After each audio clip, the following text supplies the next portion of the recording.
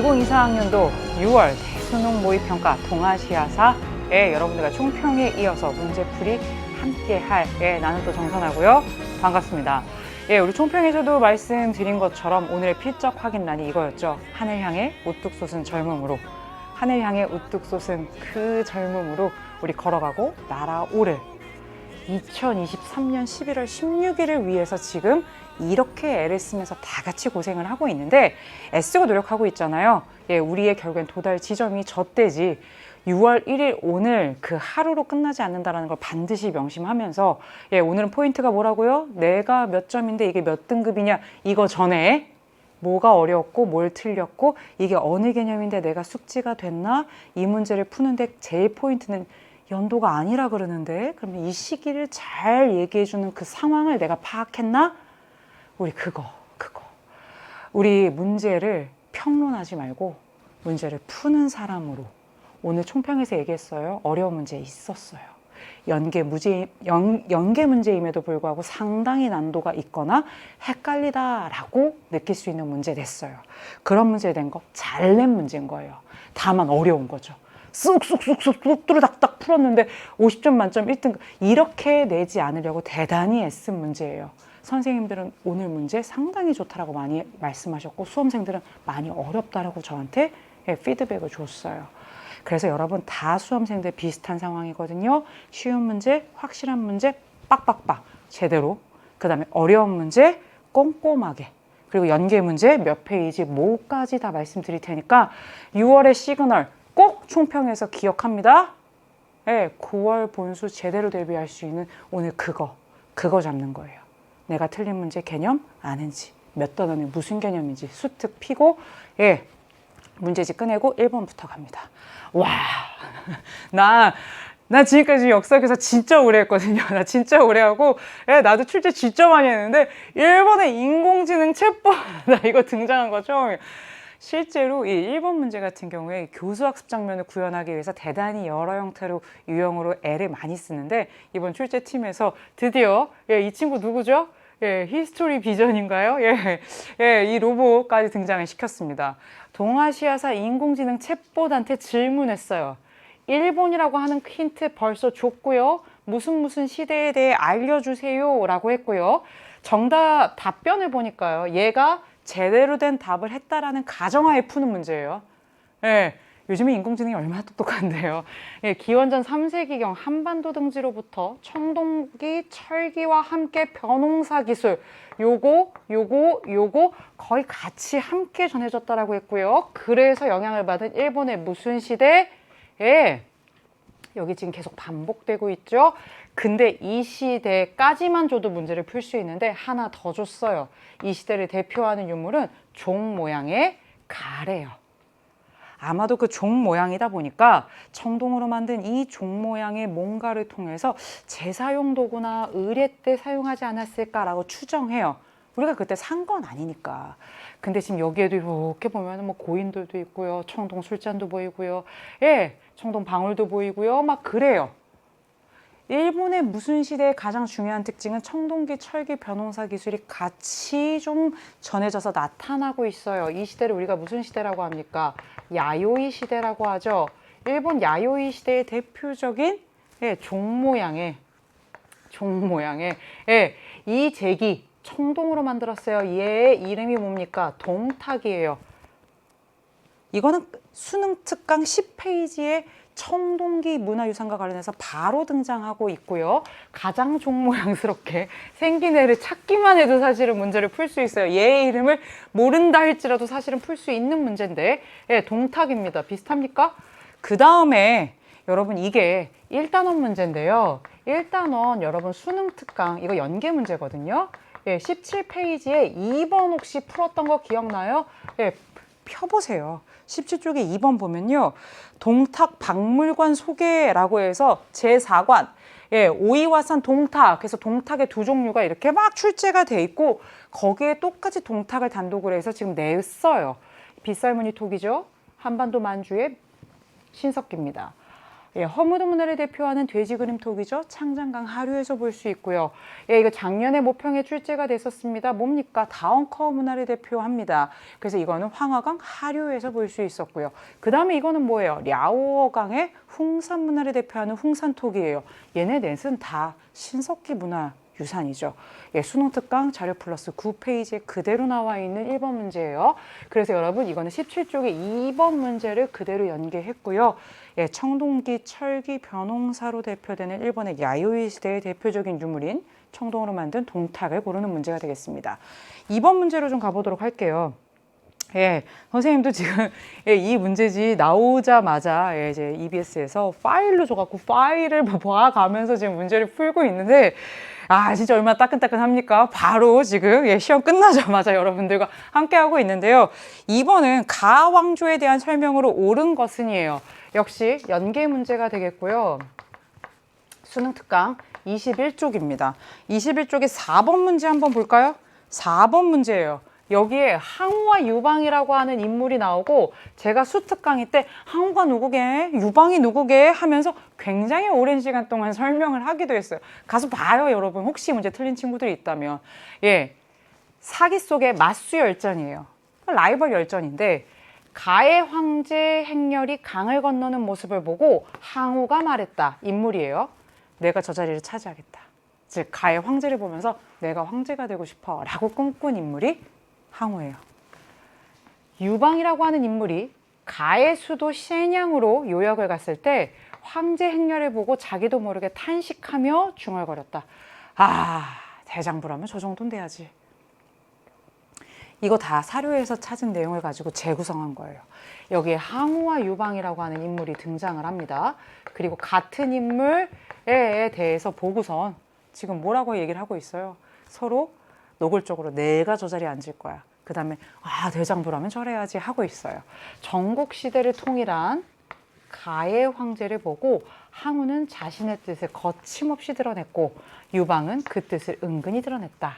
각자의 말에서 볼 수 있듯이 항우는 자만심에 주변 사람을 무시하면서 세력을 잃었고 유방은 영웅 호걸할 때 호걸이죠.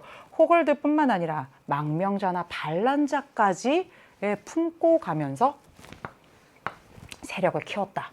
제일 중요한 힌트 여기에 이제 두 번째로 나오죠. 천하를 결국에 차지한 것은 유방이었다예요.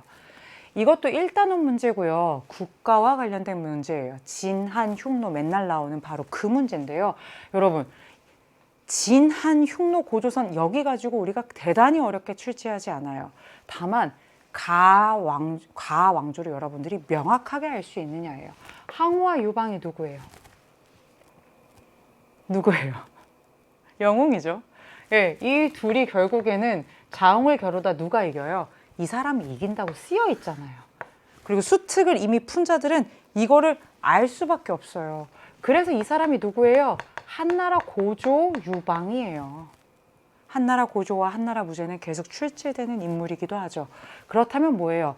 이 유방이 누구를 보면서 그런 꿈을 꾼 거예요? 예, 수도가 시엔양이고요. 전국 시대를 통일했고요. 맞아요? 그리고 그 황제가 죽은 이후에 그 왕조는 쇠퇴해서 결국엔 진승 5강의 난으로 멸망하고요. 그리고 나니까 이제 1인자가 없잖아요.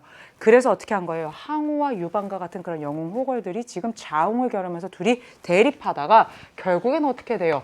유방이 승리해요. 그래서 여기서 장기라고 하는 게임을 가지고 초나라, 한나라 초록색, 빨간색 그렇게 해서 장기 문제로 출제가 된 적이 있고요. 체스 동양의 체스는 장기. 그리고 여기서 진나라도 물어볼 수 있고 한나라도 물어볼 수 있어요. 이 사람은 한나라 고조니까. 근데 지금은 한나라 고조로 자기가 지금 완전히 마지막에 차지했다로 끝냈기 때문에 그 전에 이렇게 꿈을 꿨어? 그 전엔 이런 왕조였어? 그때 황제를 보면서 무슨 생각을 했어? 이렇게 가고 있어요. 그럼 이들이 봤던 바로 가왕조의 황제, 진시 황제인 거고요. 이게 바로 진이 멸망하고 한으로 가는 그 과정과 관련해서 가가 진임을 여러분들이 파악하고 문제를 풀면 되는 거가 되겠습니다. 그럼 진나라 거 한번 찾아볼까요? 그렇죠.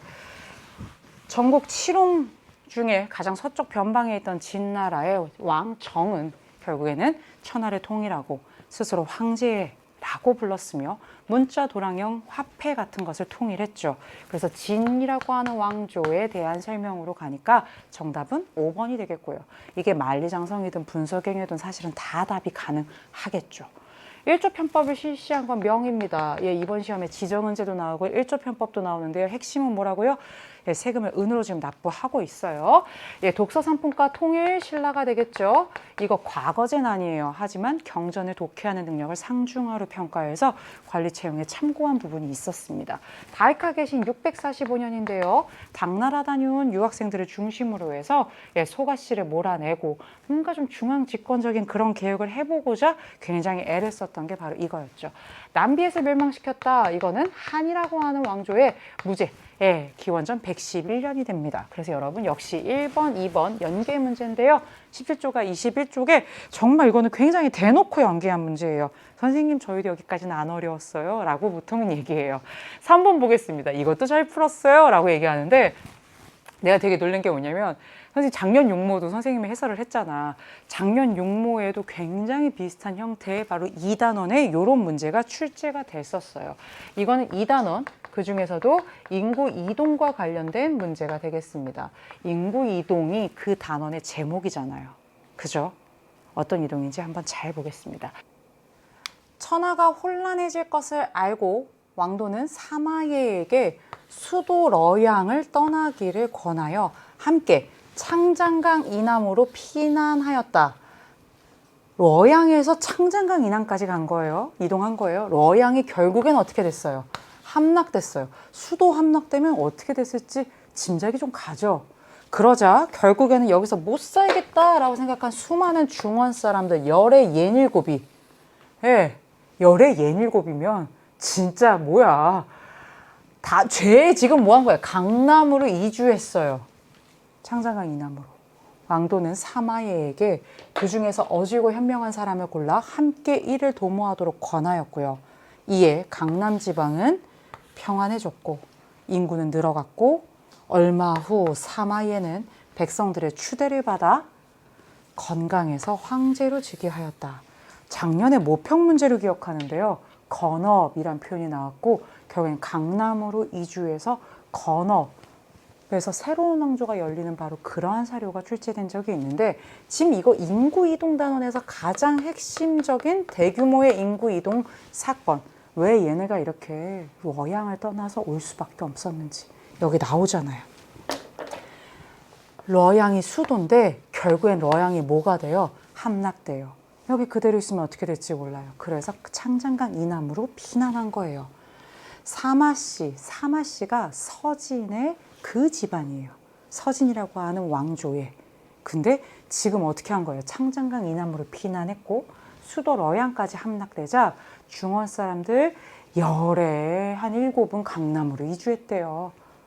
그리고 사마예가 황제로 즉위했대요. 황제? 새로운 왕조가 시작된 거예요. 건강에서.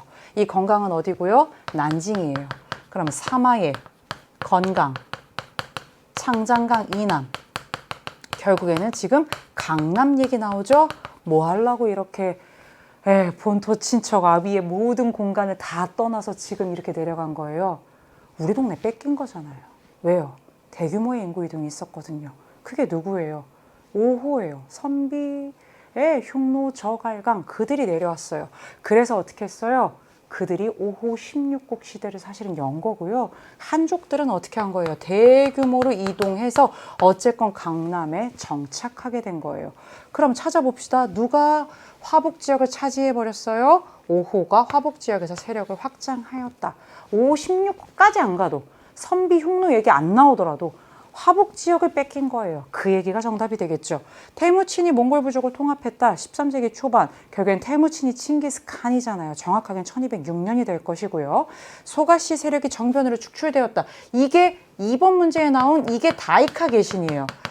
얘가 걔예요. 걔가 걔야. 소가시 세력이 정변으로 축출되고 나카노우의 황자를 중심으로 해서 당나라 유학파를 중심으로 해서 중앙집권적인 개혁을 해보고자 했던 게 645년 다이카 개신이에요. 연도도 적어드릴게요. 나당연합군이 백제를 멸망시킨 거 660년의 일이고요. 4번이 정답이고요. 위만이 준왕을 몰아내고 결국에는 위만 조선이 된 거 예, 기원전 194년이라고 합니다. 그래서 여러분들 지금 뭘로 가요? 이 문제는 연계고 아니고 이런 게 하나도 중요하지 않고요. 2단원의 가장 대표적인 유형의 문제예요. 정말 틀린 친구들이 많지 않을 정도로 이 문제 같은 경우에는 가장 대표 간판 스타가 되는 2단원 문제가 되겠습니다. 4번으로 가보도록 할게요. 이번엔 인물 문제가 되겠는데요. 이 인물이 누군지 한번 보세요. 우표만 갖고는 참 알기 어려워요. 예, 설명 가지고 보는 거예요.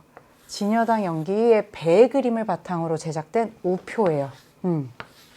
근데 이 배 가지고 어떻게 우리가 알아요? 설명 가지고 봐야죠. 일본과 중국의 교류는 수백 년간 단절돼 있었는데 3대 쇼군이었던 막부의 이거를 우리가 쇼군이라고 하니까 지금 이거는 가는 어느 막부의 세 번째 쇼군이에요. 그럼 이렇게 얘기할 수 있어요. 그 막부의 3대 쇼군까지 우리가 알고 있어야 됩니까? 막 개창자 하는 것도 힘들어 죽겠는데 이렇게 얘기할 수 있는데 실제로 선생님이 3대 쇼군이면서 엄청 강조한 인물이 진짜 한 명 있어요. 한 명. 예, 3대 쇼군이었던 가가 일본 국왕으로 책봉됐어요. 조공 책봉 얘기가 나오죠. 그러면서 무역이 재개됐어요. 누구와 누구 사이에? 중국과 일본 사이에 무역이 재개됐어요. 이 배는 당시 명과에 이 중국이 못 알아는 걸 주는 거예요. 명나라라고 하는 힌트를 결정적으로 주는 거예요. 이 명나라는 1368년부터 1644년까지 14세기에서 17세기까지 갔던 중국의 왕조예요. 이때 사실 일본에 있었던 막부를 알면 문제를 풀 수 있는데 문제는 인물을 물어보고 있어요. 그러면 조금만 더 들어가 볼까요? 일본은 이 시기에 무슨 막부입니까? 무로마치 막부예요. 이거는 3단원에 우리가 14세기 동아시아의 재편 과정에서 여러분 아주 자세하게 배웠어요. 1336년부터 1573년까지 가는데 이 연도를 모른다 칩시다. 연도로 푸는 문제 아니에요. 여기서의 포인트는 몇백 년간 단절되었으나 결국에는 이 무역이 재개된 이유에 대해서 뭐라고 얘기하냐면 명나라 황제가 이 무로마치 막부의 3대 쇼군을 뭘로 책봉했다는 게 포인트일까요? 네가 일본 국왕이다 라고 얘를 책봉했고요. 그래서 이 둘의 관계는 조공 책봉 관계인 거예요. 명나라와 조공 책봉 관계를 맺었다. 무로마치 막부 맞죠? 무로마치 막부를 만든 사람은 아시카가 다카오지. 하지만 남북조의 분열 시기가 있었고 그 남북조의 분열 시기를 3대 쇼군이었던 아시카가 요시미스가 1392년 14세기 말에 뭐예요? 남북조를 사실은 통일하죠. 그래서 정답으로 쓸 수 있는 건 여기에 다른 거 다 줬어요. 감한무역, 사실은 조공책봉 관계, 무역이 재개됐다가 다 지금 그 얘기잖아요. 그럼 정답으로 쓸 수 있는 건 뭐밖에 없느냐?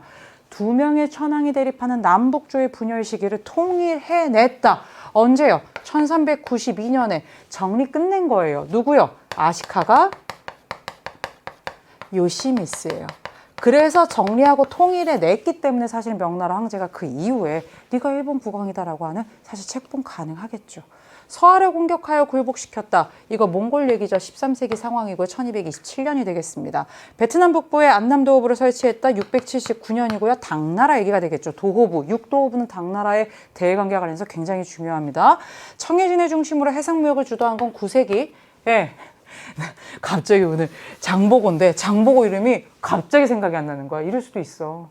진짜 이순신만큼 유명한 인물인데 오늘 갑자기 장보고가 생각이 안 나는 거야. 이럴 때가 있어요. 갑자기 앤님만 입에서 돌고. 근데 9세기 바로 통일신라의 장보고에 대한 얘기가 되겠습니다. 다효일령을 반포하여 체제를 정비했다. 701년.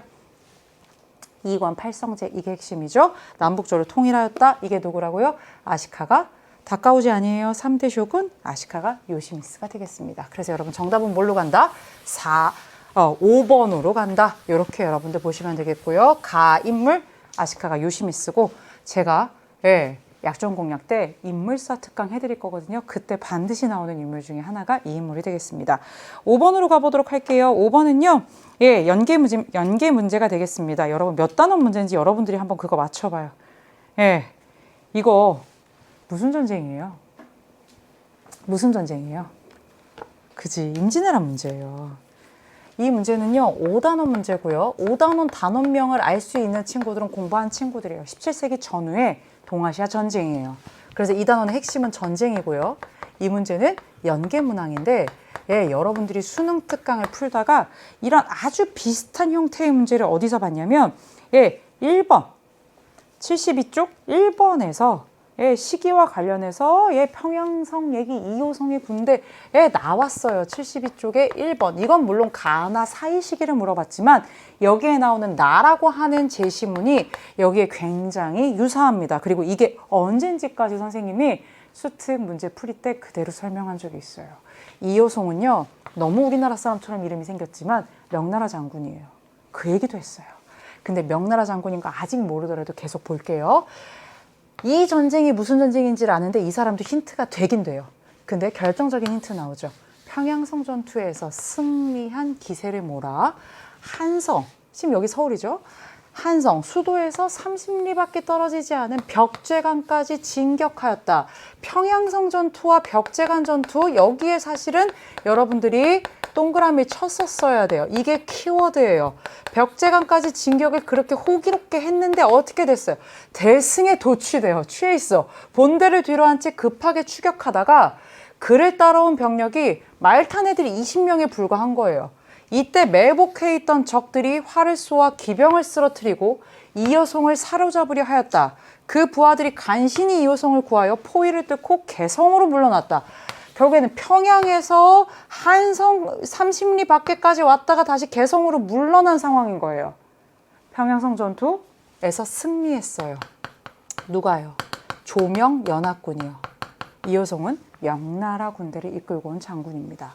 근데 벽제관 전투에서 결국에는 매복해 있던 일본군한테 패배했어요. 그리고 나서 뭐가 되었느냐? 실제로 이 명나라와 일본 사이에 강화 협상이 벌어지게 돼요.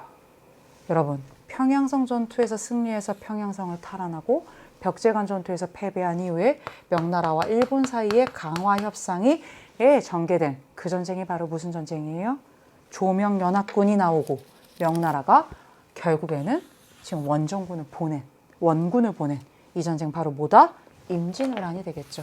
근데 지금 문제는 뭐예요? 이 임진왜란이라고 하는 전쟁 중에 있었던 사실인데 이렇게 물어보면 애들이 1592년부터 1598년까지 이 사이의 연도를 외워서 무슨 사건이 몇 년도인지를 맞춰서 푸는 문제인가요? 라고 착각할 수도 있는데 실제로 뭐예요?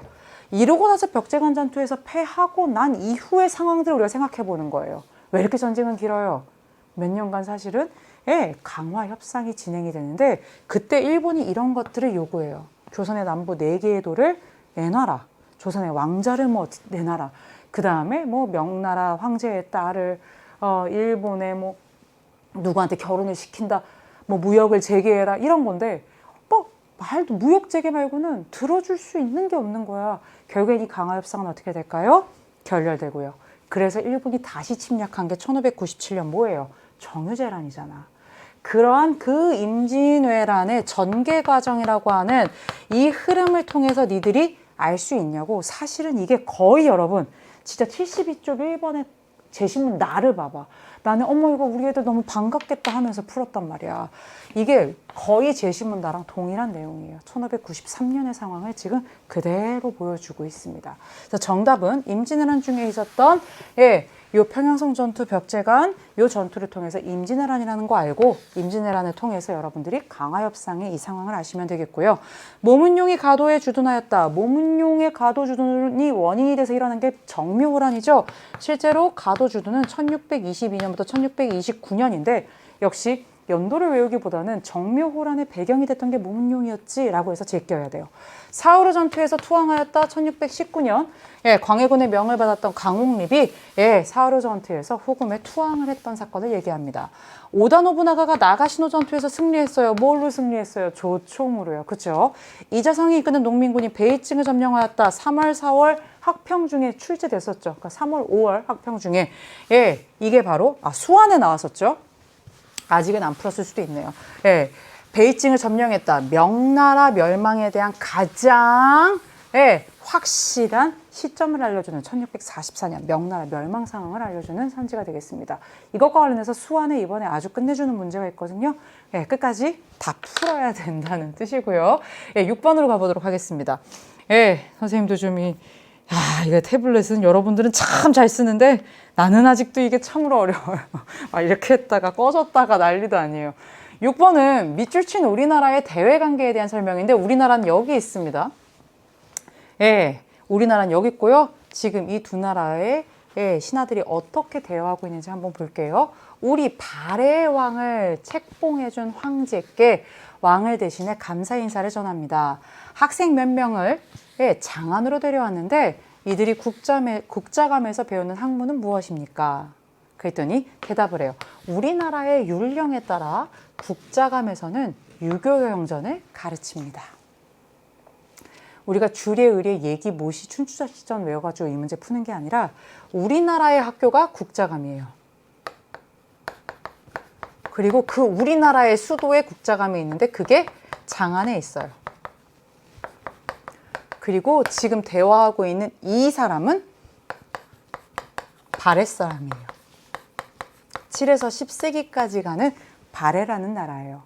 그리고 이 발해라는 나라는 지금 우리나라라고 얘기가 되는 이 나라, A라고 하는 나라와 무슨 관계냐면 조공 책봉 관계예요. 책봉을 받았어요. 이 나라는 황제국이고요. 발해의 왕이 책봉받아서 감사 인사했어요. 그리고 학생들, 똘똘한 학생들 데리고 왔어요. 발해와 지금 교류하고 있고요. 황제가 발해의 왕을 책봉했고요. 조공 책봉 관계고요. 이 나라의 수도는 장안이며 이 나라의 교육기관은 국자감이고 유교를 가르치고 있어요. 이 나라가 어디예요? 우리나라는 당이 되겠습니다. 당나라는 618년부터 907년까지 7에서 10세기까지 특히 7에서 한 9세기 정도는 동아시아의 굉장히 중요한 패러다임을 장악하고 있었던 나라인데요. 발해는 초창기에는 당과의 갈등 관계가 있었지만 이렇게 사실 강대국인 건 맞잖아요. 그래서 실제로 발해 문왕대 이후부터는 굉장히 친선 관계와 교류가 활발합니다. 그래서 조공책봉 관계를 맺고요. 그리고 당나라의 삼성육부제라던가 이런 것들을 과감하게 수용을 하기도 하죠. 또 자국에 맞춰서 또 독창적으로 나가는 부분도 있고요. 그래서 여러분, 우리나라는 지금 뭘 얘기하고 있어요? 당나라예요. 당나라의 외교 관계와 관련해서 2015 교육과정에서 상당히 강조하고 있는 내용이 두 개가 있는데요. 이렇게 잘 나갔던 당나라임에도 불구하고 외교적으로 화친이 필요하고 평화를 유지하기 위해서 자국의 황실의 공주라던가 황실의 딸들을 주변의 국가들과 혼인관계를 통해서 화봉공주를 보내는 일이 있었다라고 하는 화봉공주 개념과 또 하나는 아까 문제에서 선지로 나왔던 도호부의 개념입니다. 이 당나라의 대외관계 3단원에서 관련된 게 아주 자주 출제가 되고요. 특히 지도로 한 8세기쯤 지도를 주고 발해, 당, 신라, 일본의 나라시대 이런 식으로 해서 출제를 많이 하고 있는 바로 그 개념이 되겠습니다. 그럼 우리나라는 당나라예요. 그리고 실제로 당나라에 발해에 많은 인재들이 가서 공부도 하고요. 그 다음에 외국인들이 시험 볼 수 있는 당나라 과거 시험 빈곤과에서 막 굉장히 좋은 성적을 거두기도 하는 모습들을 실제로 보여요. 그럼 우리나라는 발해를 책봉했던 당이고요. 당에 대한 설명이니까 토번에 화봉공주를 보냈다. 이것도 출제 진짜 많이 되는 거죠. 당나라 태종 때 토번의 송첸칸포에게 문송공주를 화봉공주를 보냈던 대표적인 7세기 때의 상황을 가지고 여러분들 문제 풀 수 있고요. 시기 몰라도 풀 수 있습니다. 일본의 통신사를 파견하였다. 지금 조선 얘기가 되겠죠. 특히 국교 재개, 임진왜란 이후에 17세기 초반에 국교 재개한 이후에 17에서 19세기 정도까지 12회 정도 파견이 됐습니다. 후군과 형제의 맹약을 맺었다. 이게 바로 뭐예요? 정묘호란이에요. 형제가 정묘호란이고 군신관계가 결국엔 병자호란 때 우리가 지면서 맺게 되는 것이죠. 왜 노고광에게 금인을 주었다? 후한에 누가 될까요? 광무제가 되겠죠. 역시 책봉 조공 관계고요. 신패를 발급하여 무역을 통제하였다. 18세기 에도 막부가 은 유출, 정말 은이 유출이 많이 되는 상황 속에서 이런 것들을 컨트롤하기 위해서 발급, 청나라 상선에 신패를 발급했다라는 걸 여러분들 알고 있죠. 7번으로 가겠습니다. 7번은 뭐예요? 다음 자료를 활용한 탐구활동으로 가장 적절한 것은인데 실제로 우리 56쪽 한번 볼까요? 56쪽에 3번 문제 한번 가보세요. 3번 문제가 동아시아 불교의 특징이 뭐게요? 라는 문제였어요.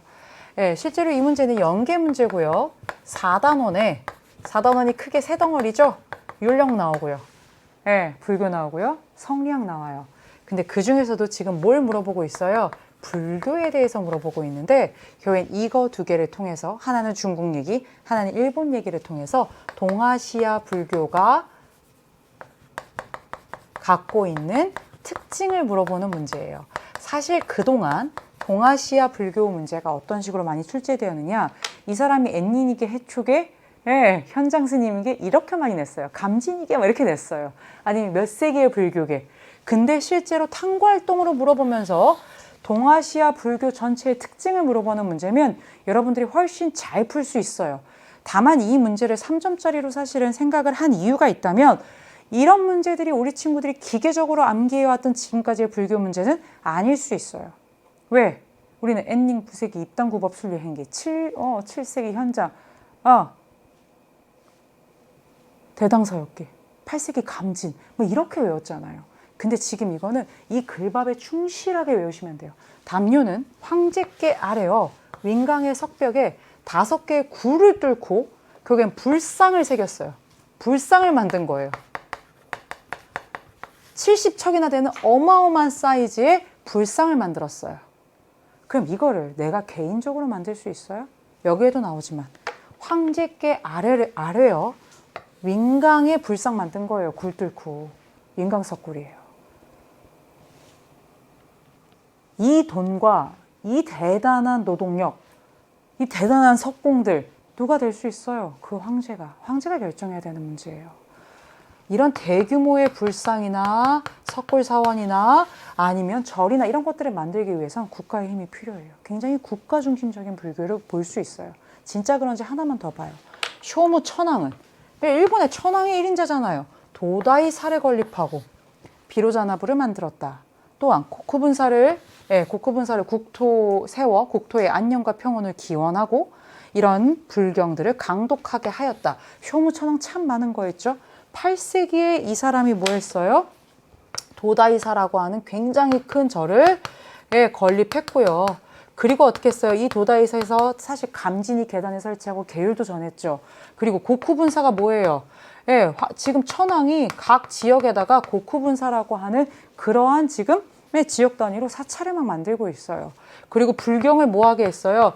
읽게 하고 있어요. 이걸 시키는 주체가 누구예요? 천황이에요. 그러면 결국에는 불상을 만들게 하는 주체도는 황제고, 지금 절도 만들어라, 모두 해라, 강독해라 하는 이 주체도 누구예요? 천황이에요. 결국에는 불교의 어떠한 것과 관련해서 황제와 천황이 이거를 좌지우지하고 있단 말이에요. 그럼 여러분, 답은 굉장히 쉬워요. 왜냐? 여기에 불교 얘기가 우선 나온 게 3번이고 탐구활동 문제가 결코 어렵지 않아요. 긴장할 거 없어요. 동아시아의 불교의 특징을 탐색하면 돼요. 근데 이 동아시아 불교의 특징이 뭘까요? 4단에서 나오는 국가불교의 성격이 굉장히 크게 나타난다는 거예요.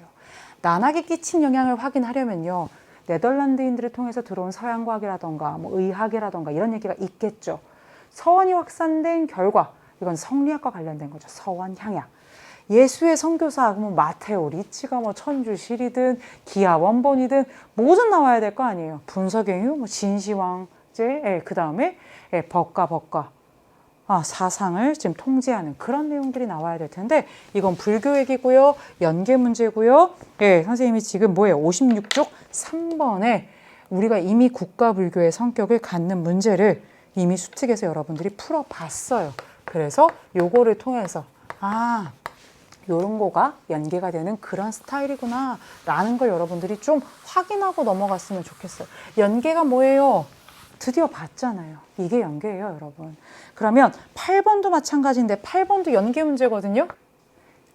이런 연계 문제 본 적 없어요 라고 얘기하는 친구들이 있어요. 왜냐? 가나를 물어보지 가나다를 물어보는 경우가 사실은 굉장히 좀 낯설게 느껴질 거예요. 실제로 연계 문제고 이게 40쪽에 5번 문제예요. 5번 문제인데 여기서는 두 나라를 물어봤거든요. 근데 하나 더 포함된 거고 여러분 순서대로 가면 못 풀지 않아요. 다만 이 문제도 우리 친구들에게 지금 3점으로 소개가 되고 있는 거는 가나다를 다 묻는 게 결코 만만치는 않다라는 걸 어떻게 보면 보여주는 건데, 바레를 멸망시켰어요. 926년 바레를 멸망시키고 세력을 확장했어요. 발해를 멸망시켰고 송을 압박해갖고 전현군에서 맹약을 맺었어요. 전현의 맹약은 진짜 많이 나오죠. 가가 어디라는 걸 명확하게 보여주느냐? 거란이에요. 어렵지 않아야 돼요. 이거는. 거란은 916년 야유라 보기가 부족을 통합하고 거란이란 나라를 세워서 발해를 926년 멸망시키고 1004년에 전현의 맹약을 맺었어요.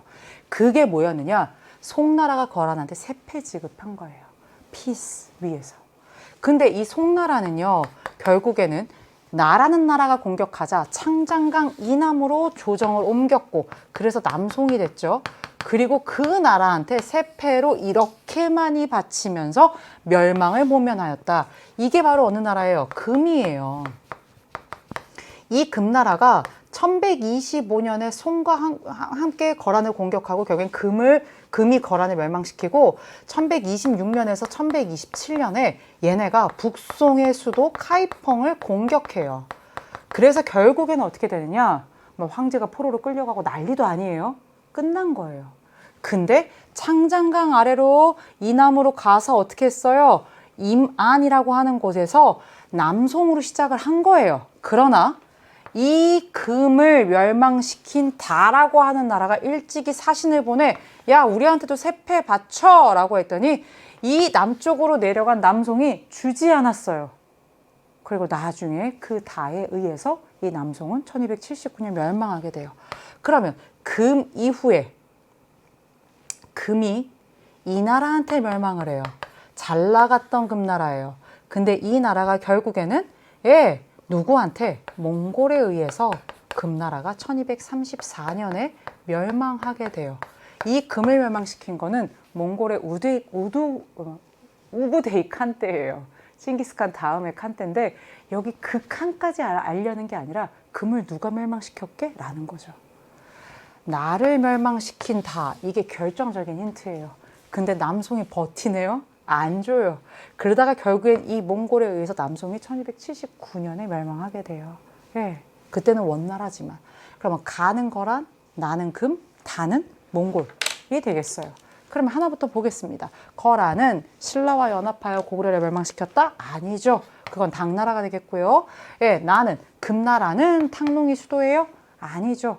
이들은 중도로 수도를 옮기고요. 탕롱은 누구예요? 대월의 수도. 어디예요?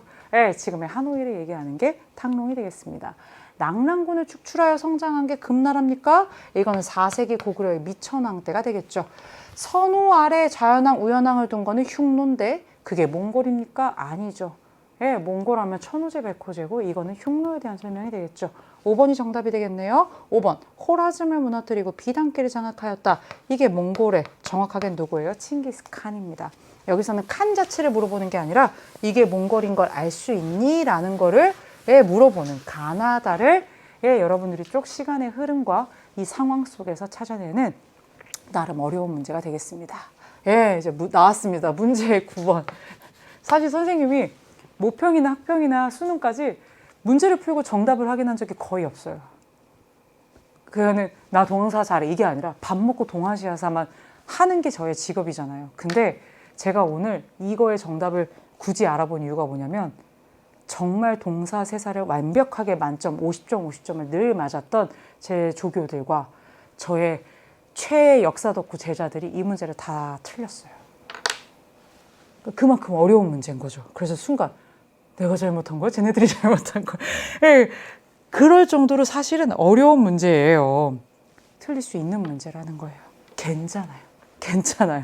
괜찮아요. 어려운 문제 맞고요. 틀릴 수 있는 문제고요. 옳지 않은 것은인데 옳은 것을 제껴도 답이 나오지 않아요 라고 얘기해요. 그리고 여기서 여러분들이 이 상황이 청나라의 강희제 상황, 3번에 나온 그 진압 관련 고식이다라는 것까지 알았으면 우선 일반적인 개념은 숙지가 된 거예요. 같이 한번 찬찬히 볼게요. 이것은 중국 상인을 통해 정보를 입수하여 일본이 제작한 지도인데, 그 지도가 포인트가 아니라 사실은 이 내용인 거죠.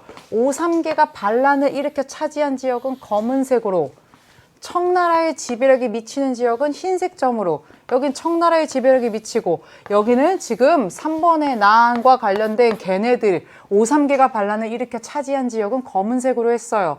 일본이 이렇게 지도를 만들 정도로 뭐 하고 있다는 거예요? 중국의 동향을 파악하려고 애쓴 지도인데, 이 지도를 가지고 이게 어디지? 이렇게 푸는 문제가 아니라 포인트는 청대라는 거고, 지금 상황이 이미 줬어요. 청대고요. 이 청나라가 누구를 진압하고 있느냐? 5~3개가 일으킨 반란. 5~3개가 반란을 일으켰어요. 그래서 검정색, 흰색으로 표시했어요. 그럼 그 얘기는 뭔 말이냐? 5~3개, 상지신, 경정충, 결국에는 5~3개 하면 우리가 나오는 게 뭐예요? 청나라한테 사실은 라인을 제대로 탔던 한족 출신의 관리들인데, 한족 출신의 이들이 번왕인데, 청나라가 이 번을 폐지하려고 하자 어떻게 된 거예요? 청나라한테 반기를 들었어요. 그래서 이 세력들이 지금 이 검정의 5~3개가 이런 지역에서 지금 장악을 하고 있는 거예요. 만만치 않은 반란이 일어난 거예요. 이름은 3번의 난이라고 하고요. 1673년부터 1681년까지 일어났던 대표적인 무슨 운동이냐? 반청운동이에요. 반청운동이에요. 청나라 싫어요 운동이에요. 니네가 은혜를 모르고 우리가 너희를 도와줬는데 이런 하면서 일어난 거예요. 이거를 진압한 황제가 누구다까지 우선 가면 여러분들이 1차적으로는 잘한 거냐? 강희제예요. 강희제 집권 초반이에요. 실제로 사실은 1661년에 즉위하면서 청계령에 실시하고 이런 반청운동들 다 진압하고 타이완의 정치 세력까지 다 진압하고 나서 1684년에 청계령을 해제하죠. 실제로 이 사람의 집권 초기는 이러한 반청 세력들을 뭐 한 거예요? 지금 진압하는 상황이에요.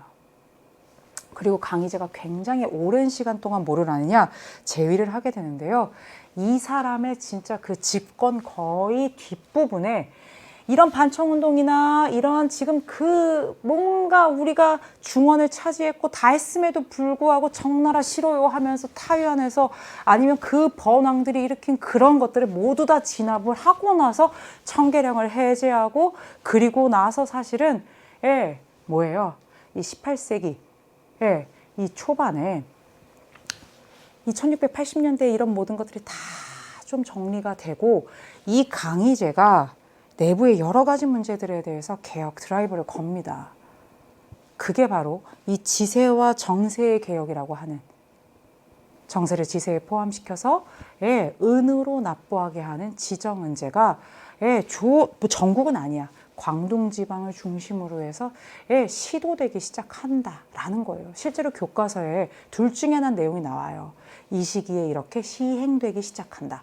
혹은 옹정제 때 이게 전국으로 확대되었다. 이 둘 중의 내용이 4종의 교과서에 어떤 식으로든 표현이 되어 있는데 연도를 가지고 이게 푸는 문제가 아니라 옹정제 때 전국으로 확대가 됐던 내용이든 아니면 18세기 초반에 이게 강희제 시기에 우리가 지정은제라고 하는 게 일부 지역을 중심으로 해서 도입이 되기 시작을 했건 결국엔 이런 모든 반란이나 이런 것들을 때려 없앤 이후에 사실은 뭔가 좀 가능한 부분들이 있다는 거예요.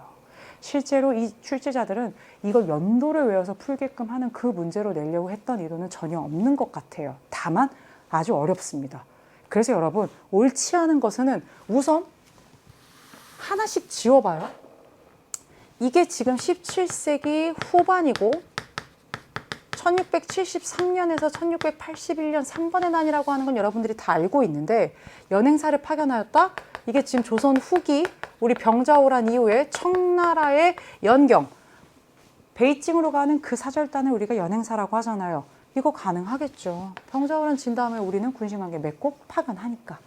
휘저우 상인들이 회관을 운영하였다? 이거 명도 되고 청도 되잖아요.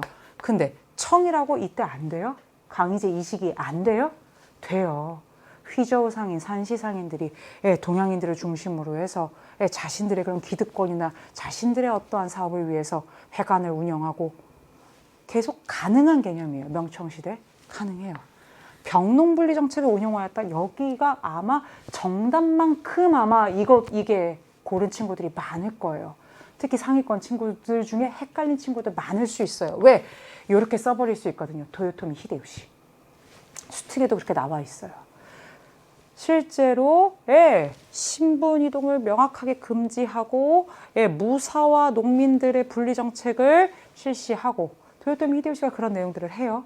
그래서 여러분 그때뿐만 아니라 에도 막부 시기에 이거 우리 배웠잖아요.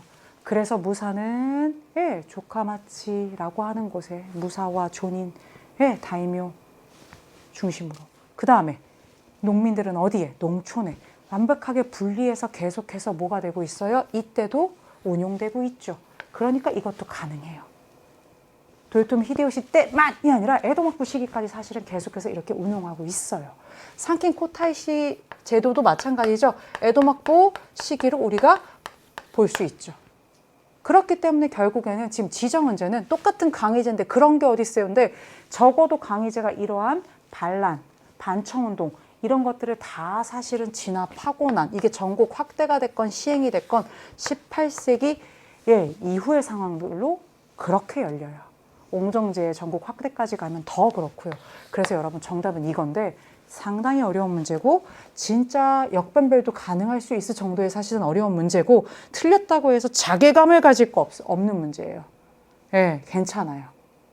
지금 여러분 정리하시면 돼요. 이게 6단원에 나오는 선지거든요. 그리고 교과서에, 사정의 교과서에 강의제 때의 시행이든 아니면 옹정제 때의 전국으로 확대가 됐건 그 내용이 나와요. 1710년대다 1720년대다 이거 가지고 문제 푸는 게 아니라 여러분 적어도 그러한 이런 반청운동이 끝난 이후로 푸는 문제고요. 실제로 지정은제가 전국으로 확대된 것은 1720년대의 상황, 옹정제 때의 상황이고요. 강의제 때 광둥이나 수찬을 중심으로 해서 시행되기 시작한 건 1710년대의 상황으로 봅니다.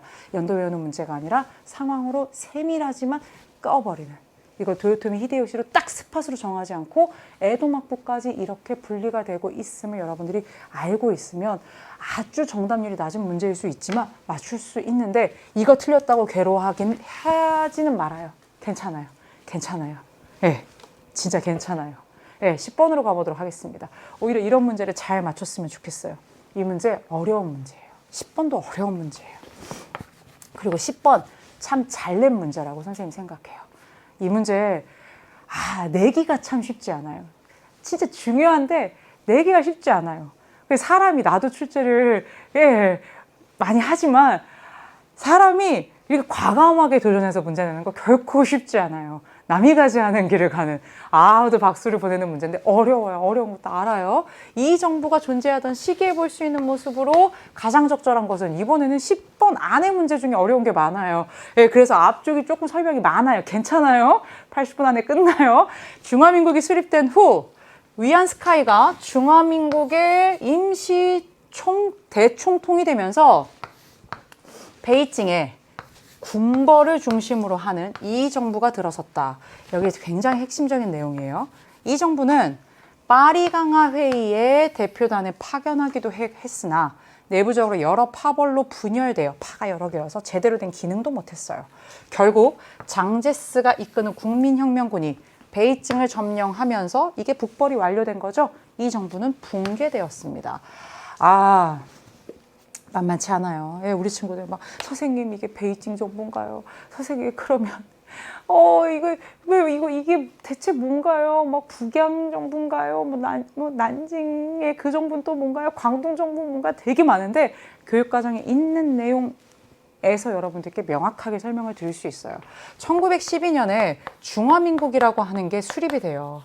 그리고 우리가 잘 알다시피 그 처음에 임시 총통은 누구였어요? 순원이었어요. 근데 우리가 뭐까지 알고 있어요? 이 순원이 위안스카이라고 하는 사실은 혁명의 히읗자도 모를 것 같은 이 사람에게 그 자리를 넘긴 것은 아직 청나라 왕조가 문을 닫지 않은 상황이기 때문에 그랬어요.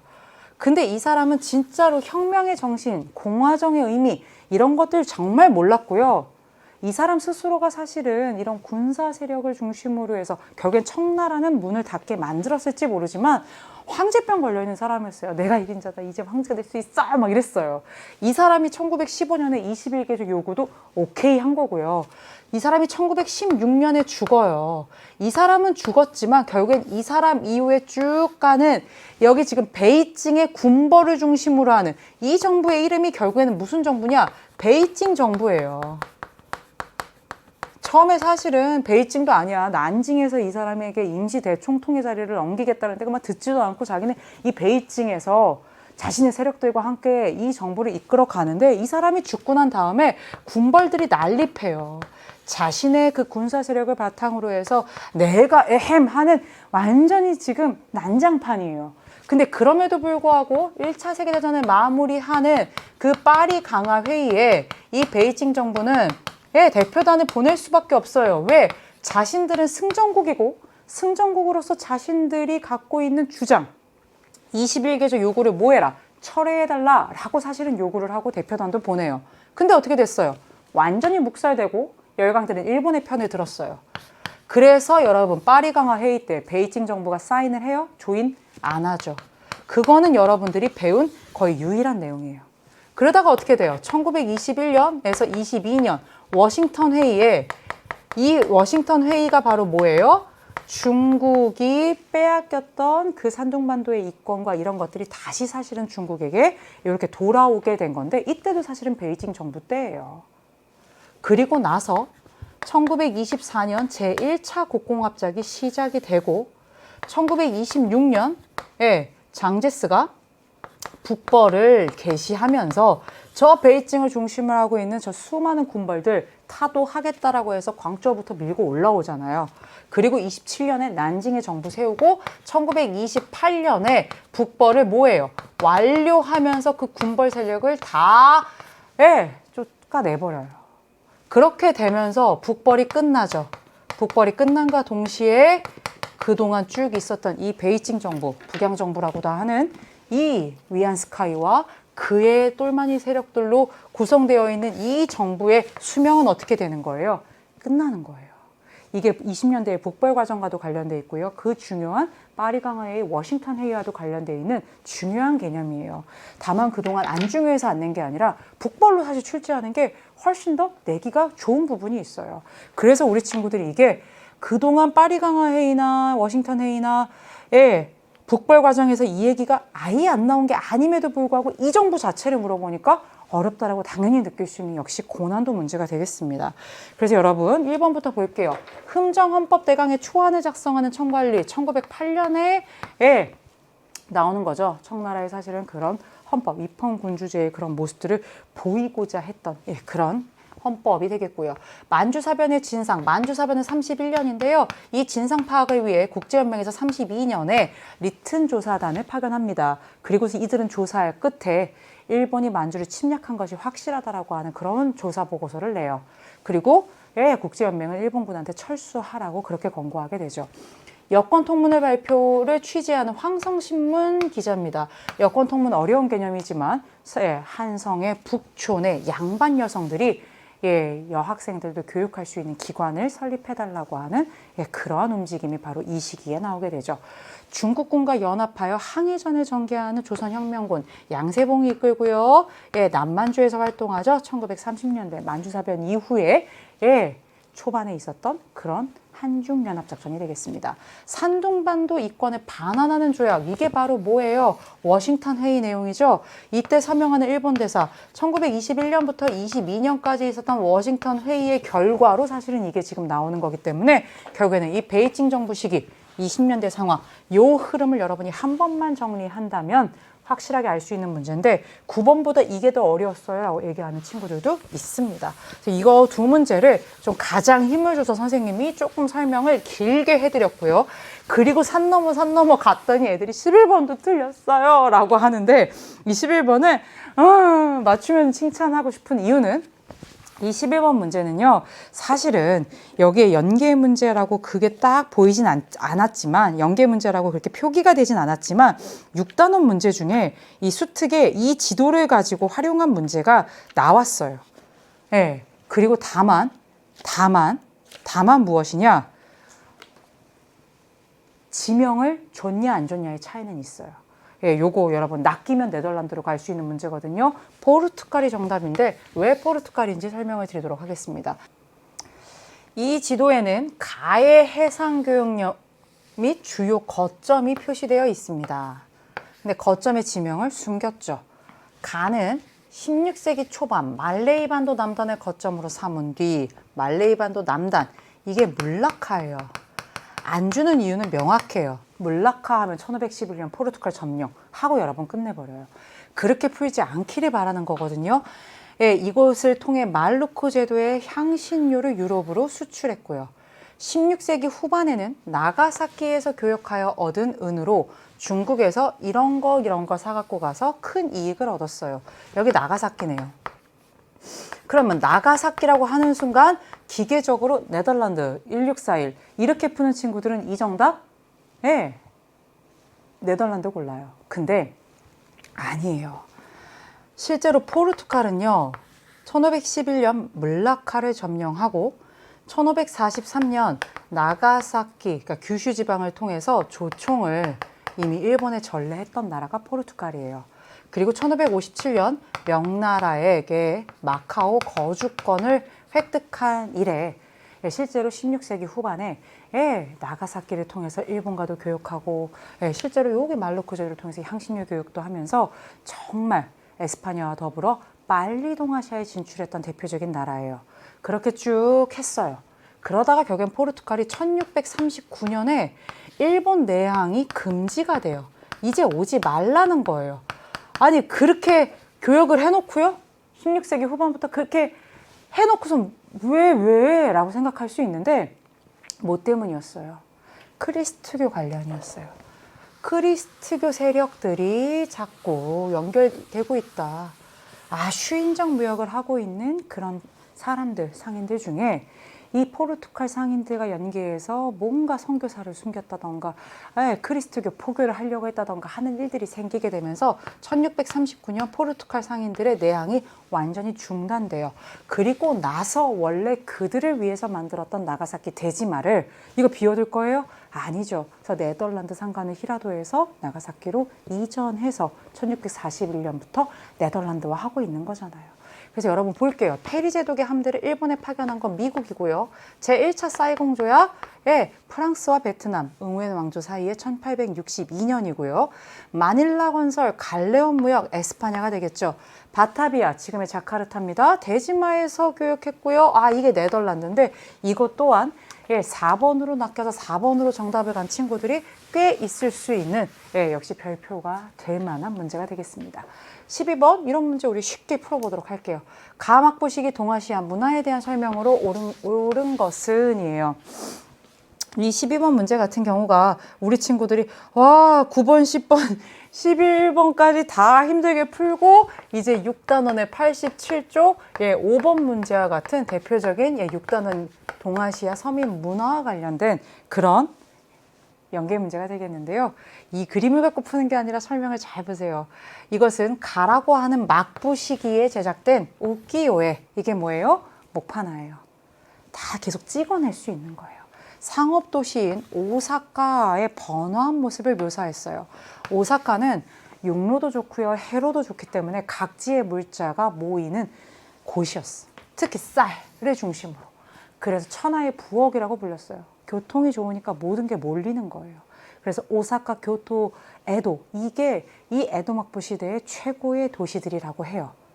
지금 우키요에라고 하는 결정적인 힌트 줬어요. 오사카가 상업도시로 굉장히 번화한 시기를 얘기하고 있어요. 이게 다 언제예요? 에도 막부 시기예요. 됐어요? 그러면 우키요에 하나만 가지고서도 사실 여러분들이 풀 수 있는데 조금만 더 볼까요? 우키요에는 뭐라고요? 목판화예요. 그래서 인기 있는 가부키의 배우라던가 아니면 그런 대단한 풍경 이런 것들을 만들어서 여러 개를 찍어낼 수 있어요. 그러니까 사실은 존인들이 구매할 수 있고요. 이 시기에 우키요의 가부키와 함께 수많은 존인층들이 어려서부터 읽기, 셈법을 가르치는 어떻게 보면 좀 기초적인 이런 교육을 하는 데라코야가 굉장히 확산되었고요.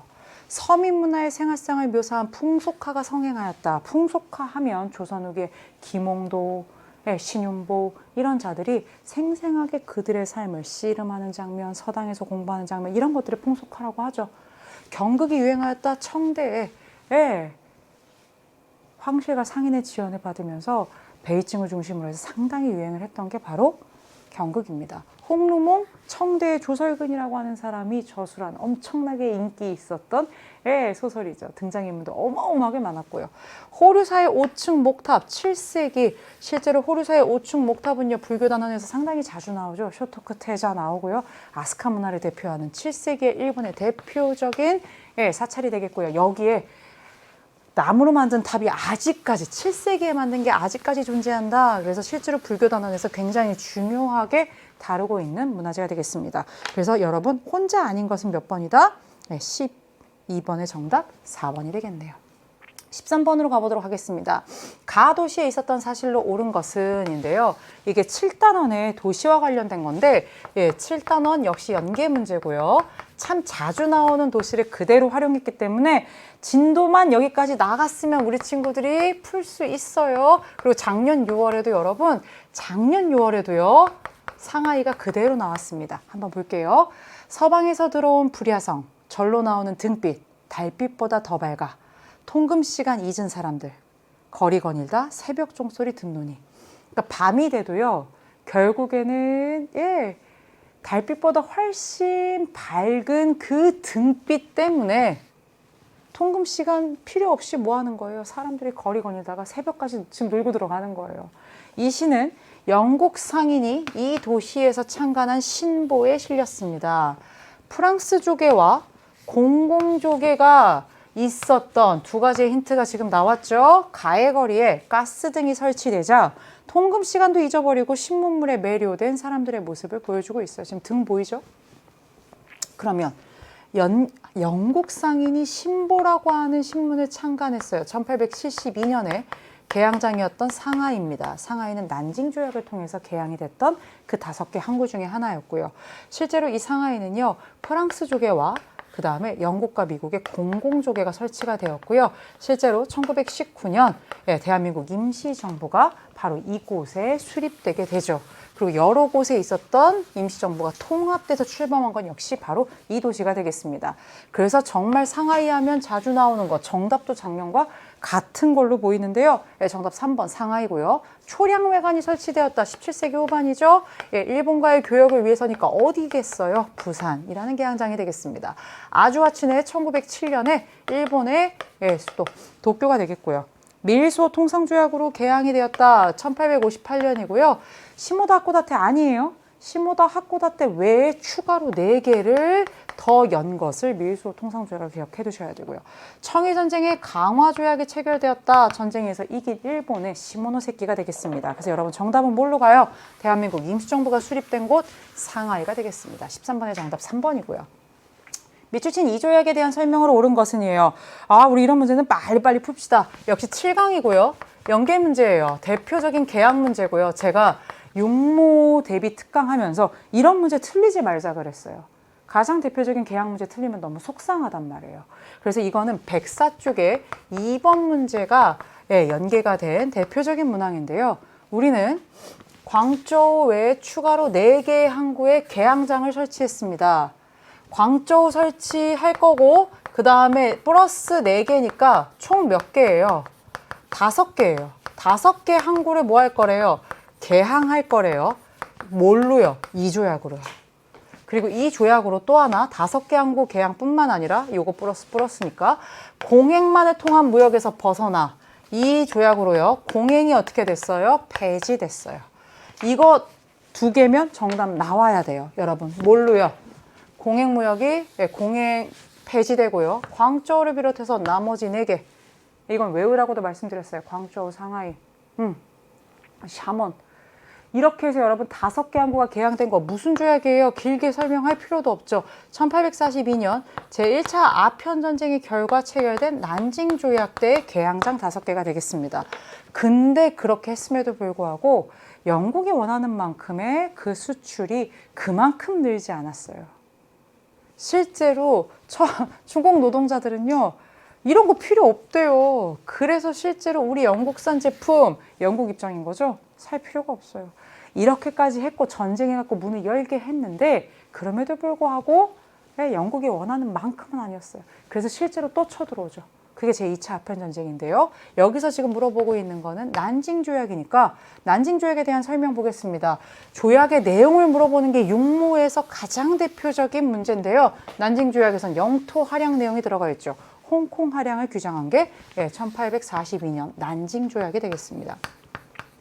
미국의 중재로 조인된 거, 러일 전쟁의 그 포츠머스 조약의 대표적이라고 할 수 있고요. 운요 사건의 계기로 체결된 건 1876년 강화도 조약이 되겠습니다. 조선인 자주 독립국임을 명확하게 명시할 수밖에 없었던 거. 청나라 전쟁이 졌거든요. 그래서 시모노세키 조약에 명확하게 자주 독립국이다라는 것을 명시하고 빠지죠.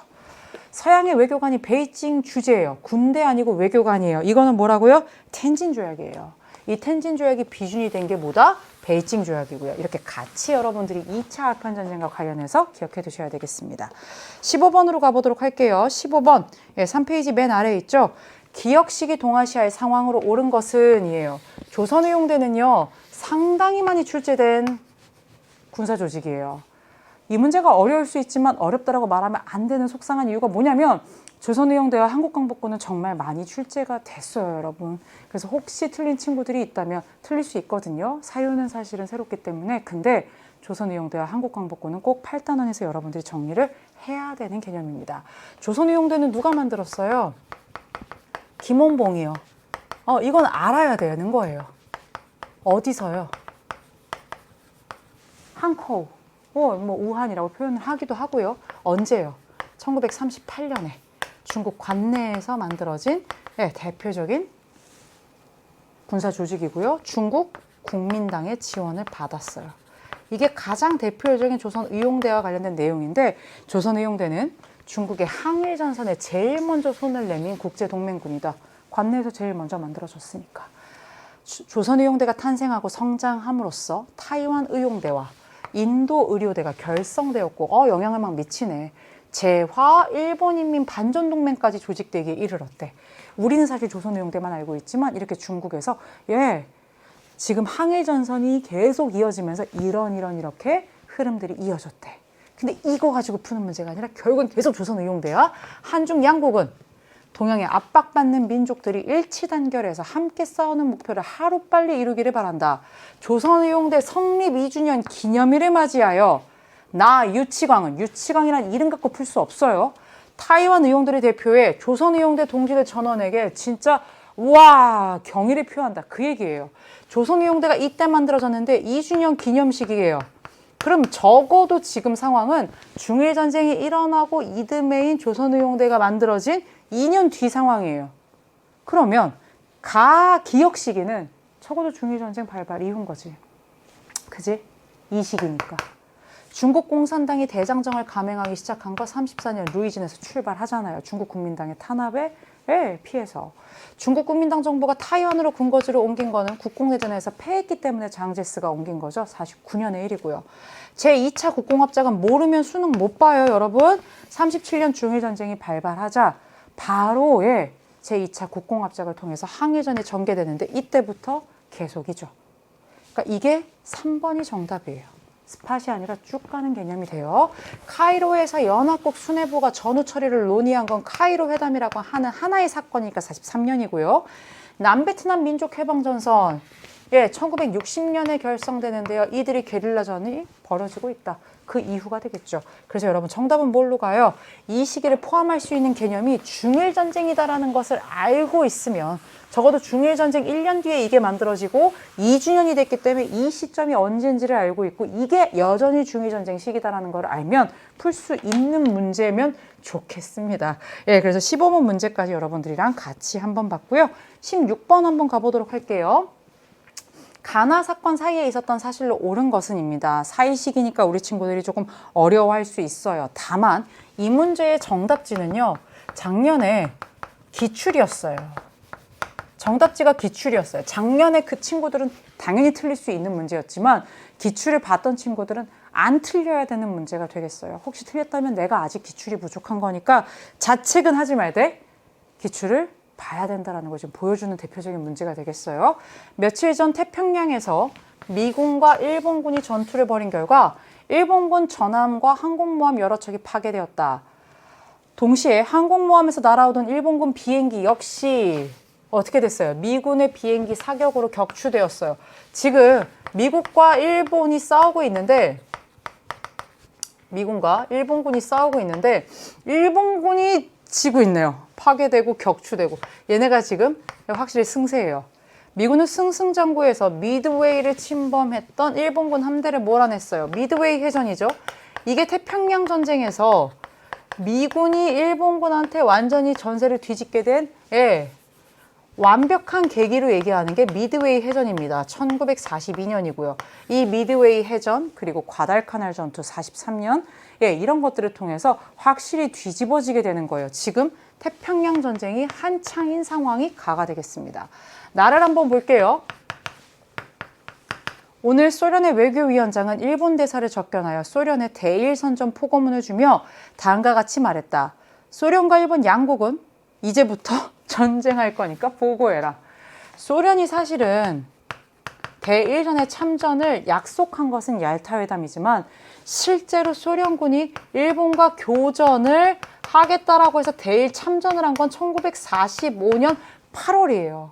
그렇기 때문에 결국엔 이거는 42년부터 45년까지의 그 사이 시기에 있었던 상황을 여러분들이 골라야 되는데 태평양 전쟁과 관련된 가장 결정적인 전투 두 개가 여기에 하나는 제시문으로 하나는 정답지로 나옵니다. 작년이면 이거를 틀리는 친구들이 정말 많고 이해할 수 있어요. 하지만 작년에 이게 기출로 정답으로 출제가 된 적이 있어요. 제시자료로. 그래서 여러분들이 맞췄으면 좋겠는 게 내 마음인 거예요. 어려울 수 있어요. 이게 역시 태평양 전쟁 시기고요. 미드웨이 해전이 먼저고 과달카날에서 전투에서 승리하고 일본군이 철수한 게 그 이후가 되겠습니다. 보통 43년 이렇게 얘기를 합니다. 철수 시점을. 에치슨 라인이 발표된 건 1950년 1월이고요. 6.25 전쟁 전입니다. 한국광복군 진짜 잘 나오죠. 1940년에 창설되었다. 대한민국 임시정부 산하의 군사조직이었고요. 발트함대가 동해해전에서 패배한 건 러일전쟁 1905년 상황이고요. 북이 17도선의 경계로 베트남이 분할된 거 제네바 협정 1954년입니다. 그래서 요 사이 시기에 들어가는 거 미드웨이 해전과 늘 세트로 나오는 과달카날 전투, 태평양 전쟁의 그 전세를 뒤집은 이 전투들을 보시면 되겠습니다.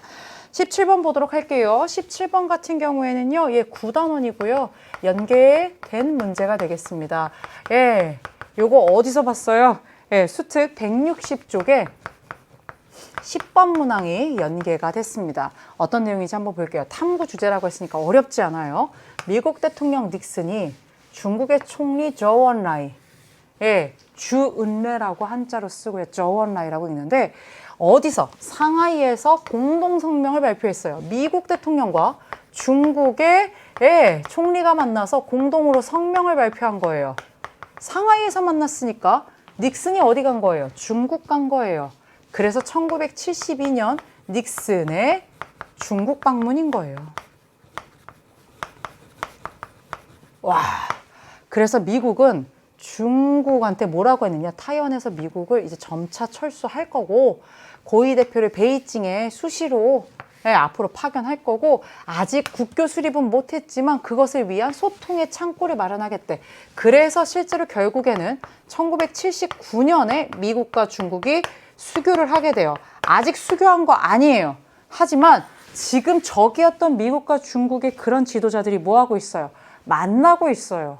어디서요? 중국 땅에서요. 닉슨이 중국 갔다고요. 그 투샷이 가능할 거라고 봤냔 말이에요. 저원라이랑. 그 얘기는 뭐예요? 냉전이 옛날 같진 않은 거야.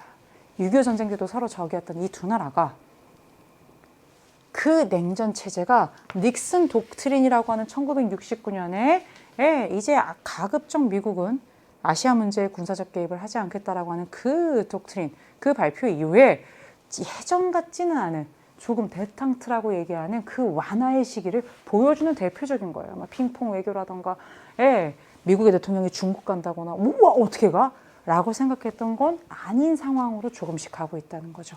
신간에는 1927년에 국내에서 좌우 이념이 포인트가 아니야. 우리 민족유일당 운동을 위해서 결국에는 함께 그렇게 민족운동을 하자라고 해서 결성된 단체죠. 국공내전은요. 1946년부터 1949년까지 중국 내부에서 중국 국민당과 공산당이 내전을 한 것이고요. 태평천국운동은 1850년대부터 1860년대까지 홍수전, 난징, 남녀평등, 토지균분, 교육치고는 뭐예요? 일본 상황이죠. 1890년에 천황에게 충성하는 사람들을 만들기 위해서 교육과 관련해서 발표한 게 이것이 되겠습니다. 그래서 17번의 정답은 몇 번? 1번으로 여러분들이 가면 되겠습니다. 18번으로 가보도록 할게요. 밑줄 친 조서가 반포된 시기 동아시아의 상황으로 오른 것은 이에요. 그해 1월에 미국인인 나는 과학교사로 후쿠이 성에 머물면서 일본에서 일어난 격동의 흐름을 뭐 했대요? 목격했대요. 당시 천황은 통치 체제를 혁신하기 위해서 조서를 반포했는데요. 이에 따라 후쿠이 현이 설치되자 내부에서는 큰 동요가 일어났고 번주는 그 번의 주죠. 대의를 위해 수백 명이나 되는 세습 가신을 소집하여 번주를 향한 충성심 대신에 이제 천황을 향한 애국심을 가질 것을 명하였다. 번주는 조상대대로 물려받은 성을 뒤로 한 채 모든 권력을 내려놓을 수밖에 없었고 도쿄로 떠났다. 애도 아니고 도쿄이죠. 백성들은 모두 거리로 나와 그의 마지막 길을 배웅하였다. 이듬해예요. 한 해가 지났어요. 플러스 1입니다. 이듬해 도쿄 신바시와 요코하마를 잇는 철도의 개통식이 열리는 등 일본이 새로운 시대로 나아가고 있다. 이 자료도 참 잘 찾은 자료예요. 늘 외웠던 것을 이렇게 글로 정확하게 들어맞는 자료를 찾는 게 참 어려운 일인데요. 미국인인 나의 이 이야기까지 찾은, 난 이 출제자가 누군지는 몰라요. 이 문항을 낸 사람이 누군지 모르지만 경의를 표해요. 이런 자료를 찾는 거 상당히 어려운 일인데 먼저 한번 볼게요. 번이 어떻게 됐어요? 없어졌어요. 뭐가 만들어졌어요? 현이 설치됐어요. 번을 폐하고 현을 설치하다. 이거 사실은 7단원 가르칠 때 메이지 정부의 수많은 메이지 유신 68년 이후에 있었던 많은 개혁들 가운데 폐번치현 상당히 중요하게 여러 번 나왔어요. 에도막부 시기에 그 번, 다이묘들의 그 번을 폐지하고 여기에 현을 설치해서 뭐가 되는 거예요? 이제 다 천황이 아우르겠다는 거예요.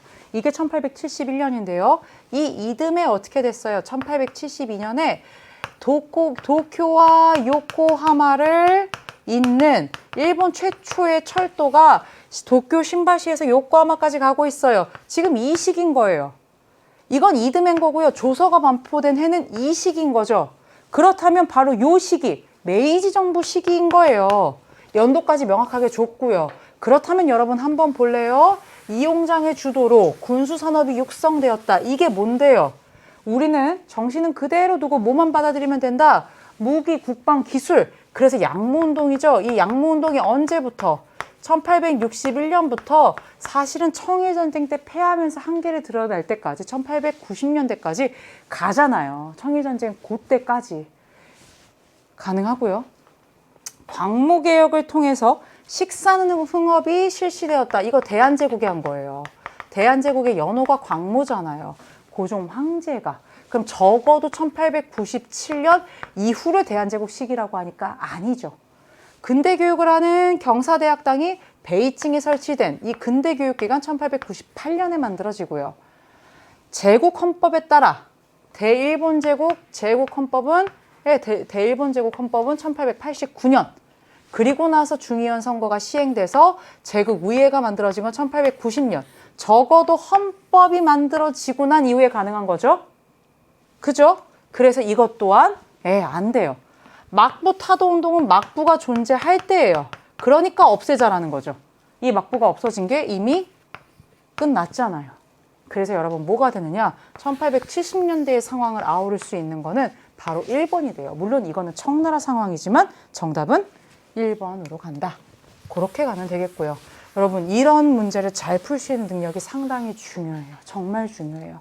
그래서 여러분들이 꼭 맞췄으면 하는 문제가 바로 이겁니다. 19번입니다. 가사건이 전개된 시기에 있었던 사실로 옳은 것만을 보기에서 있는 대로 고른 것은 이에요. 여러분들은 이게 유형상 굉장히 요번에 뉴였을 거예요. 왜? 우리가 그동안 알던 총평에서 얘기했어요. 그런 합답형의 스타일이 아니죠. 기역부터 기역, 니은, 디귿까지 다 가능한 그런 상황의 정답인데 이 문제 자체가 대단히 어렵지 않아요. 이 문제는요. 현대사의 중국의 정치사와 관련해서 가장 많이 출제되는 문화대혁명이에요. 이거는 육모 특강 때도 말씀드렸고 연계교재의 비밀 때도 말씀드렸고 이런 거 틀리면 이불킥한다라고 얘기했던 바로 그러한 대표적인 사건이에요. 이 사건 뭐예요? 이거예요. 지난 10년간 중국을 대혼란에 빠뜨렸던 가는 마오쩌둥이 일으키고 이끌었다. 가에 대한 그의 주요 논점은 그렇다. 부르주아와 반혁명 수정주의자들을 다 모아겠다. 쳐버리겠다는 거예요. 대규모의 혁명을 통해서 이 자본주의에 물들어 있는 반혁명 세력들을 내쫓겠다는데 결국엔 뭐였어요? 대약진 운동으로 어떻게 보면 위기 상황에 처했던 마오쩌둥이 반대파를 숙청하는데 홍위병을 동원하면서 갔던 정말 서슬시퍼랬던 10년이에요. 그럼 66년부터 76년 사이에 있었던 일을 고르라는 문제가 되는 건데 이걸 모르지는 않아요, 우리 친구들이. 근데 이건 특히 170쪽의 10번 문제로 연계가 돼 있는 지금 문제가 되겠습니다. 다만 이거를 고르라고 하는데 선지가 3개예요. 무슨 일인가? 그리고 보니까 여기가 이렇게 다채로 와요. 신축조약은요. 의화단 운동의 결과 8개국 연합군이 진압하면서 어떻게 된 거예요? 체결돼서 외국 군대가 베이징에 주둔한 거죠. 중일 공동성명이 발표된 거 아까 나온 그거잖아요. 네, 미국의 대통령 닉슨이 중국에 가고 그러한 냉전의 완화 속에서 그 해에 그런 분위기 속에서 원래는 이렇게 대립각을 세우던 중국과 일본이 공동성명을 발표하고 뭐 했어요? 수교를 맺었어요. 진짜 냉전의 완화 속에서 가능한 상황이고요. 예, 5.18 민주화운동, 예, 우리 한국사회, 현대사의 가장 대표적인 사건 중에 하나가 되겠습니다. 그래서 66년부터 76년 사이에 있었던 상황은 니은 하나예요. 이렇게까지 나오기 때문에 우리 친구들이 이런 문제로 앞으로 얼마든지 뭐예요? 예, 고난도 문제를 출제할 수 있다는 걸 아셔야 되고요. 난데없어요. 처음 봤어요. 그러지 않아도 돼요, 여러분. 실제로 수능 완성에서 작년에도 이런 식의 문제를 출제한 적이 있어요. 그래서 여러분 굉장히 이런 유형을 바꾸는 게 어려운 결심이고 쉽지 않은 시도인데 이번에 육모에서 이렇게 출제가 됐다는 거 9월이나 수능에서도 충분히 사용할 수 있는 유형이다라는 걸 꼭 기억해 주면 되겠습니다. 마지막 문제입니다. 이 문제 어려운 문제 아니에요. 수완에도 사실은 그대로 나오고요. 어려운 문제 아닌데 이 문제를 틀린 친구들이 있다면 선지가 조금 어려울 수 있어요. 예. 이 체제가 유지된 시기에 동아시아에서 있었던 사실로 옳은 것은 이에요. 일본의 자유당과 민주당이 자민당으로 통합해서 이때부터 등장한 이 체제에 대해서 얘기해 볼까? 그랬더니 자민당이 정권을 장악하고 사회당이 견제하는 이 어떻게 보면 양당으로 보이고 어떻게 보면 자민당 독주처럼 보이는 이러한 시기가 38년간 지속이 되다가 경제 침체, 거품 경제 붕괴되면서 비자민당 연립정권이 수립되면서 이 체제가 막을 내렸어요. 이게 일본 경제사와 정치사의 가장 핵심이 되는 바로 뭐예요? 55년 체제예요. 얼마나 감사해요. 55년이 시작점이라는 거 주고요. 우린 끝점만 기억하면 돼요. 경제가 무너지게 되면서 38년간 이어졌던 자민당 독주체제는 끝이 나게 돼요. 이 체제가 유지되던 시기니까 굉장히 시기가 넓어요. 그래서 사실은 선생님들은 이 문제가 어렵지 않다라고 느낄 거예요. 근데 문제는 이게 어려워요. 우리 친구들이 이건 괜찮아요. 군사력 보유 금지 조항이 포함된 신헌법이 제정된 거 46년. 예, 연합국 최고사령부가 점령했던 그 시기고요. 경찰 예비대 창설 갑자기 왜 해줬어? 6.25 전쟁 터지고 나니까. 예, 일본의 경찰, 예, 막 7만 몇천 명 이렇게 나가잖아, 그치? 세계무역기구에 중국이 가입을 한 거, 이거 2000년대라 그랬는데 2001년이에요. 팍 치고 갑니다. 선전등지에서 경제특구가 설치됐어요. 이거 누가 한 거예요? 덩샤오핑이에요. 덩샤오핑이 개혁개방정책을 했어요. 언제부터요? 언제부터인지는 아셔야 돼요. 1978년부터 개혁개방 정책의 기치를 들면서 실제로 바로 추진을 이어서 한 게 경제특구를 설치한 거예요. 선전, 주하이 이런 데에 이제 외자 도입 이런 것들 팍팍팍팍 선전 등에 이런 도시 등에 경제특구를 설치해서 외자 유치 뭔가 개혁개방을 위한 시장경제의 요소들이 이때 이후에 쫙 포함되는 개념 맞죠? 한국에서 금강산 관광사업을 개시했다. 연도 몰라도 돼요. 다만 금강산에 배를 타고 가든 금강산에 육로로 가든 분위기가 좋아야 되겠죠. 북한이랑 사이가 안 좋은데 이거 하긴 참 어렵겠죠. 그래서 실제로 금강산 관광사업의 해로냐 육로냐 이걸 암기하는 게 아니라 이게 김대중 정부 시기다라고 하는 것을 여러분들이 아는 것. 특히 김대중 정부 시기는 북한과 2000년 6.15 남북 공동선언 최초의 남북 정상회담을 했던 바로 그 정부다라는 것을 여러분들이 체크해 두시면 되겠습니다. 그래서 정답은 뭐라고요? 2번 이렇게 갈 거고요. 이 문제가 어려웠던 이유는 뭐다? 아직까지 현대사 진도를 안 나갔거나 덩샤오핑의 개혁개방정책 너무 중요한데 여기 다른 선지들이 좀 다 경제사여서 조금 어려웠다라고 느낄 수 있다라는 겁니다. 이렇게 해서 여러분 동아시아사 20문제 같이 풀어봤고요. 표점 등급보다 더 중요한 건 내가 뭘 틀렸는지 먼저 확인하시고요. 50점 만점 1등급일 사실은 피하고 여러분들에게 표점을 제대로 사실은 주기 위해서 정말 주제들이 애를 많이 쓴 문제고요. 양질의 문제, 또 고난도의 문제도 많이 포진한 문제가 되겠습니다. 이런 문제를 대비하기 위해서 반드시 필요한 거 연계교재인 수특과 수원입니다. 특히 수원에 엄청나게 좋은 문제들 많아요. 그래서 여러분 꼭 풀었으면 좋겠어요. 연계 문제 반드시 잡고요. 고난도 문제 잡으면서 우리 친구들 우리의 본 게임은 언제다? 11월 16일이라는 걸 다시 한번 잊지 않았으면 좋겠습니다. 정말 고생 많았고요. 출제진, 검토진, 수험생들을 지지하는 모든 선생님과 보호자들까지도 여러분 정말 고생 많았습니다. 우리 친구들 또 9월 모평 때 또 만나도록 할게요. 정말 고생 많았고요. 동아시아사는 끝까지 EBS.